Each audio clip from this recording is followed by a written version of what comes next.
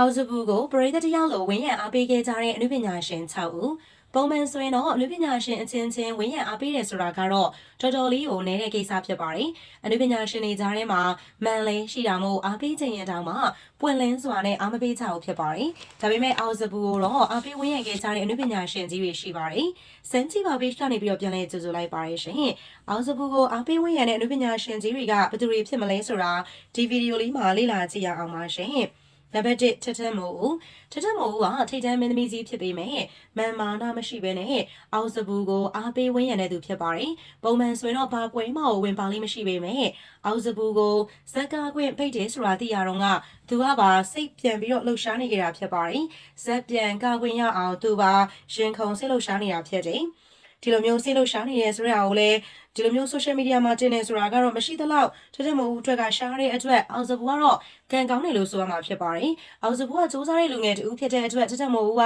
တကယ်ကိုပဲကောင်းတဲ့အခြေအနေကိုသာဖြစ်စေချင်တာဖြစ်ပါတယ်။နံပါတ်1မေမီကိုကိုကလည်းအောက်ခြေကနေစူးစမ်းရတဲ့အနုပညာရှင်တစ်ယောက်ဖြစ်တာမို့အောက်စဘူကိုတနာတဲ့စိတ်နဲ့အားပေးဝန်းရံခဲ့တာဖြစ်ပါတယ်။အောက်စဘူကအရေးချင်းရှိသလိုစမ်းလဲကောင်းတာမို့မကောင်းတဲ့အခြေအနေတွေမဖြစ်စေချင်ကြောင်းသူ့ရဲ့အကောင့်မှာရေးတင်ခဲ့တာဖြစ်ပါတယ်။ဒါအပြင်အောက်စဘူရဲ့အောင်မြင်မှုအပေါ်မှာလည်းအမြဲတမ်းချီးကျူးနေတတ်တာဖြစ်ပါတယ်။မေမီကိုကိုရိုင်းကလည်းအနုပညာလောကမှာအပြစ်တင်ဝေဖန်ခံရတာများပါတယ်။ရုပ်ရည်မချုံမောလို့ဆိုပြီးတော့ပြောဆိုခံရတဲ့ဒန်လီကနေအောင်မြင်တဲ့မင်းသမီးဖြစ်အောင်စူးစမ်းခဲ့ရတာဖြစ်ပါတယ်။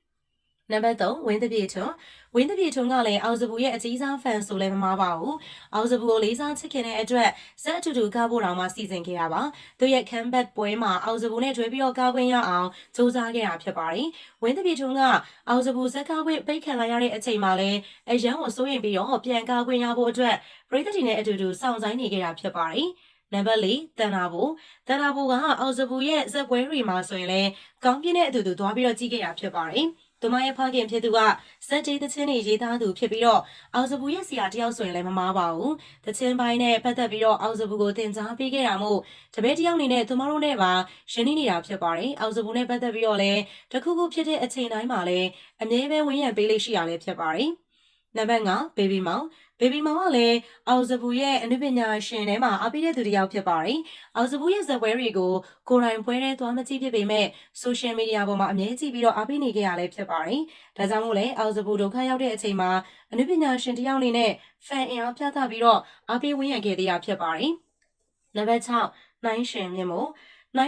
ကတော့အောက်စဘူကို TikTok မှာဗီဒီယိုတွေကြည့်ရနေပြီးတော့အားပေးဖြစ်သွားတာဖြစ်ပါတယ်။ဒါကြောင့်မို့ TikTok ကနေပြီးတော့တဆင့်ဇက်ပွဲအထိပါလိုက်ပြီးတော့အားပေးခဲ့ရလဲဖြစ်ပါတယ်။အောက်စဘူရဲ့ပွဲကိုညာလုံးပေါက်ကြည့်ခဲ့တာဖြစ်ပြီးတော့ဖျားစင်တူတော်ပါလက်ဆောင်ပေးခဲ့ပါတယ်။အောက်စဘူရဲ့ဇက်ကိုအရန်ကိုကြိုက်သွားတဲ့အတွက်ဖန်စစ်တစ်ယောက်ဖြစ်သွားပါတယ်။နိုင်ရှင်မြင့်မို့ကတခြားအနုပညာရှင်တွေဆိုရင်တော့အားမပေးဘူးခဲ့ပဲနဲ့အောက်စဘူမှအသေးအချာအားပေးခဲ့ရလဲဖြစ်ပါတယ်။အောက်စဘူကတခြားဇက်မင်းသားတွေနဲ့မတူပဲအနုပညာရှင်တွေစီကနေပါအားပေးခံရတဲ့ကန်ထူးလာတဲ့သူဆိုရင်လည်းမမားပါဘူး။နောက်ထပ်အောက်စဘူကိုဘယ်အနုပညာရှင်တွေကအားပေးသေးတယ်လို့ထင်လဲ။ comment လေးထဲမှာရေးခဲ့ပေးပါဦး။အဆုံးထိကြည့်ရှုပေးတဲ့အတွက်အားလုံးကိုကျေးဇူးများကြီးတင်ပါတယ်ရှင်။